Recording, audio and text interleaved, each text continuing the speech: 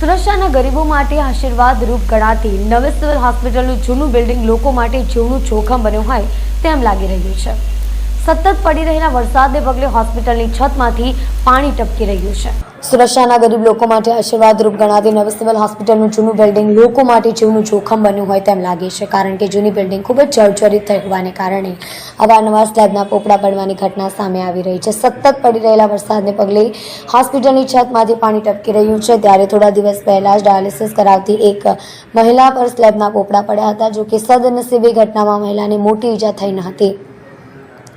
બીજી તરફ ડાયાલિસિસ વોર્ડના પાછળના ભાગે આવેલા પિલ્લર થોડા દિવસો પહેલા ધડાકાભેર ધરાશાય થયો હતો।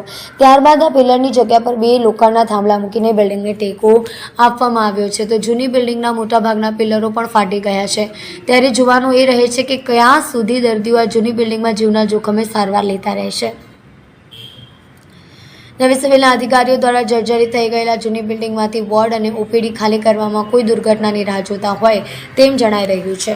દરમિયાન જૂની બિલ્ડિંગમાં ચોથા માળે E4 વોર્ડમાં અને F4 વોર્ડમાં દર્દીઓને સારવાર અર્થે દાખલ કરવામાં આવ્યા છે, જો કે બંને વોર્ડની અંદર અને બહાર પેસેજ સહિતની કેટલીક જગ્યાએ વરસાદી પાણી ટપકી રહ્યું છે।